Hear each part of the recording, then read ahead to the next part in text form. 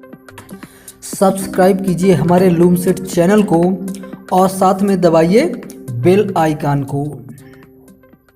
Hello दोस्तों, नमस्कार।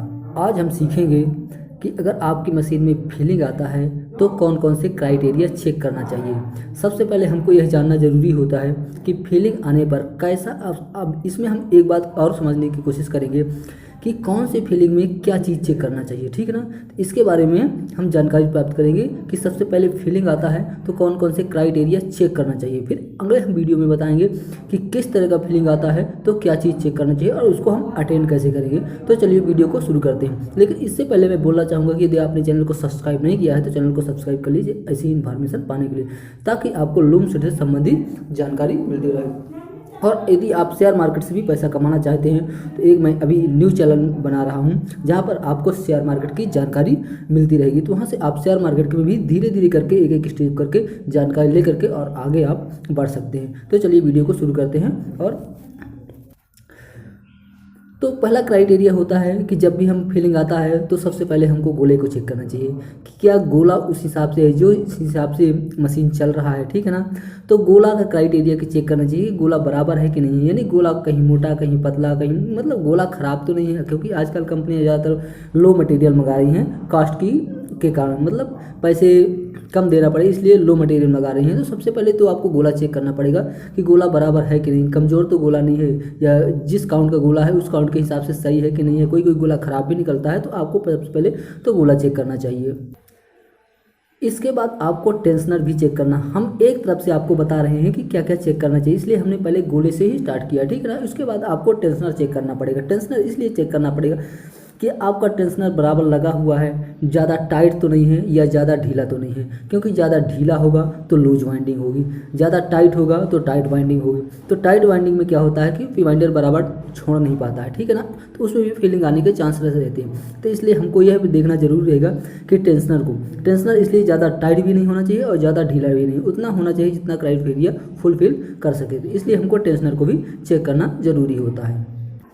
इसके बाद हम अगला क्राइटेरिया में पहुंचते हैं, आपको पी-वाइंडर की वाइंडिंग में आपको यहाँ पर वाइंडिंग भी चेक करना पड़ेगा, क्योंकि ये जो पी-वाइंडर होता है, ठीक है ना, तो यहाँ पर आपकी ओवर वाइंडिंग तो नहीं हो रही है, यानी आपकी वाइंडिंग ज़्यादा हो रही है, यानी पी-वाइंडर ज़्यादा भर रहा है ना, तो वो भी एक फीलिंग का कारण होता है, ठीक है ना।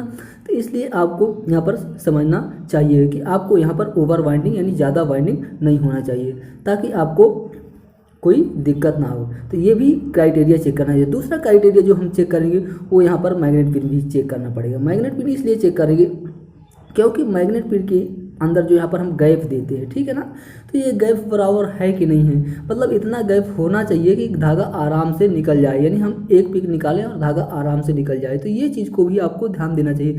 तो इसलिए मैंने सोचा कि चलो आज क्राइटेरिया बता देता हूँ कि आपका क्राइटेरिया कौन कौन से चेक करना है फीलिंग आने के लिए, ठीक है ना। तो चलिए हमने इसको भी देख लिया कि हमने गोला भी चेक कर लिया, ठीक है ना, टेंशनर भी चेक कर लिया, पी-वाइंडर का देख लिया कि यहाँ पर ओवर वाइंडिंग तो होने रही, ज़्यादा वाइंडिंग भी फीलिंग का कारण होता है और कम वाइंडिंग भी फीलिंग का कारण होता है, ठीक है ना।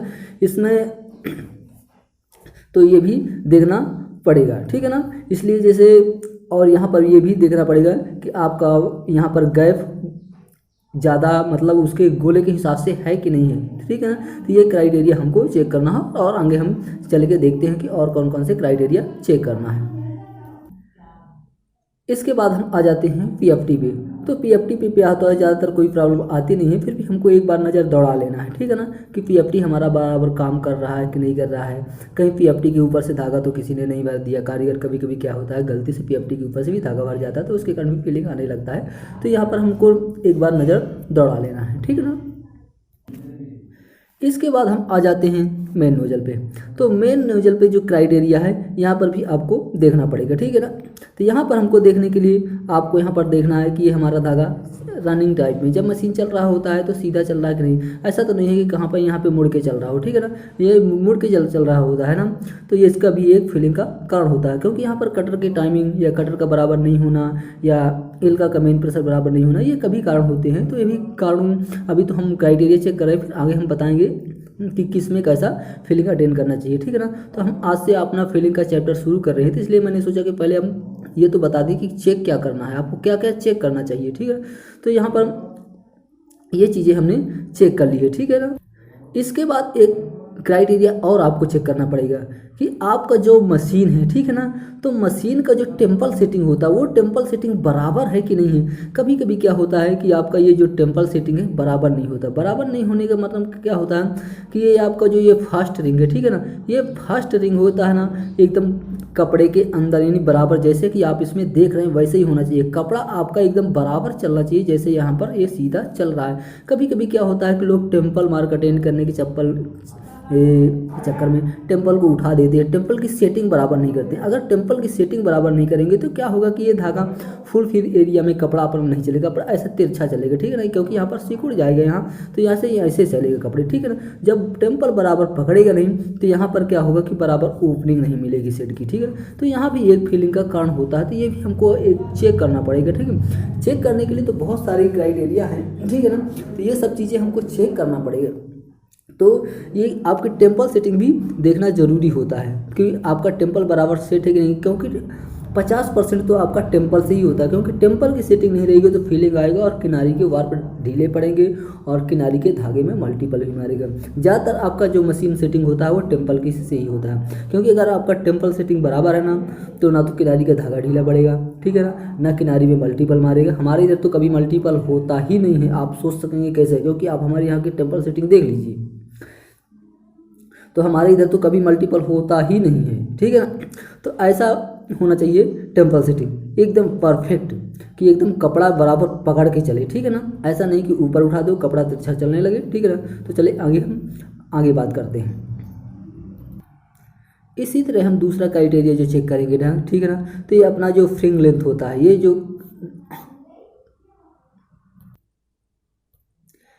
दूसरा क्राइटेरिया चेक करेंगे तो ये जो हमारा फ्रिंग लेंथ होता है, ठीक है ना, ये जो अपना यहाँ पर कैच कार्ड से धागा बाहर निकलता है ना, ये ज़्यादा बड़ा नहीं होना चाहिए, क्योंकि ये ज़्यादा बड़ा रहेगा ना तो FD2 उसको सेंस करेगा और FD2 का फॉल्स आएगा, ठीक है ना। तो ये भी हमको क्राइटेरिया चेक करना है कि आपका जो फ्रिंग लेंथ है ना, ये अभी यहाँ पर मैंने फोटो बराबर नहीं आ पाया है तो इसलिए यह पूरा नहीं दिख रहा है। तो आपके यहाँ पर भी टेम्पल सेटिंग बराबर होनी चाहिए और कैच कार्ड बराबर होनी चाहिए। कैच कार्ड भी आपको चेक करना है कि कैच कार्ड बराबर है नहीं, क्योंकि अगर कैच कार्ड बराबर नहीं है तो भी फीलिंग आने का कारण होता है, क्योंकि अगर कैच कार्ड बराबर नहीं पकड़ेगा तो भी फीलिंग आएगा। और दूसरा कैच कार्ड के यहाँ जो फ्रिंग लेंथ है वो बड़ा रहेगा, काफ़ी बड़ा रहेगा, FD2 उसको सेंस करेगा तो भी होने चाहिए आएगा फीलिंग। तो इसलिए यहाँ से जो कटर अपना होता है, ये फ्रिंग लेंथ होता है ना, तो ये धागे के अनुसार है। यदि काटन चला रहे हो तो 50 mm 50-55, ठीक है ना। वैसे 45 mm होता है, लेकिन 45 mm में काफ़ी छोटा हो जाता है तो उतने में नहीं पकड़ता, तो 50-55 के बीच में रखो,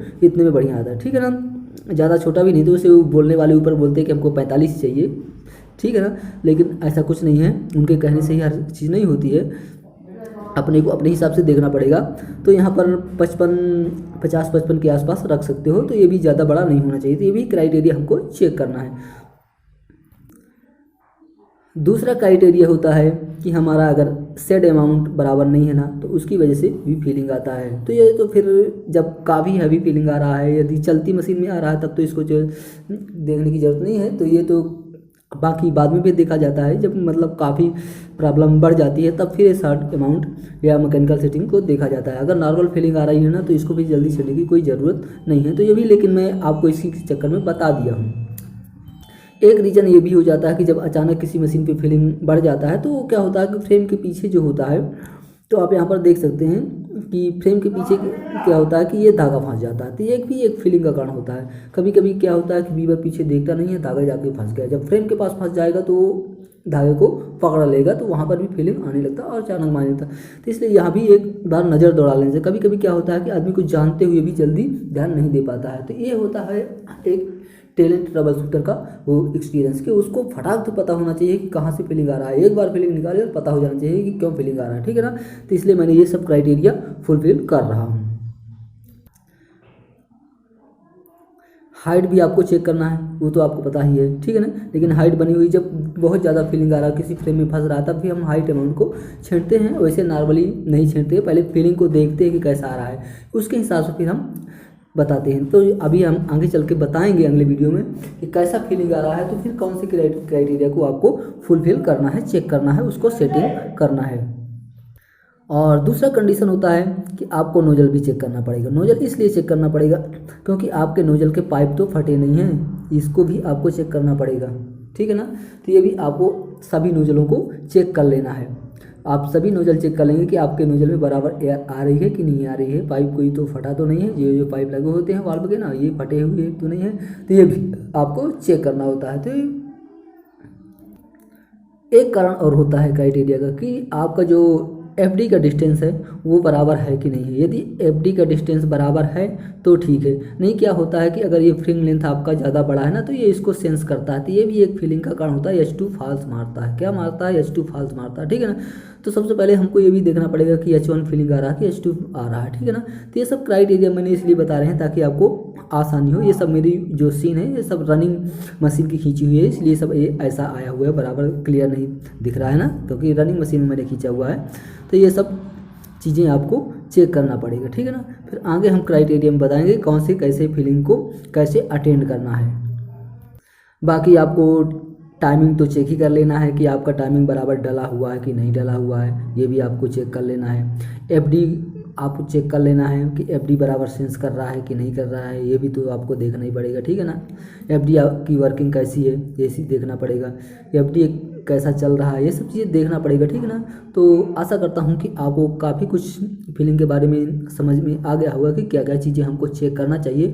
अब आगे चल के बताएंगे हम कि कैसा फीलिंग आ रहा है तो किस क्राइटेरिया में हमको काम करना चाहिए, तो आप आसानी से समझ सकोगे।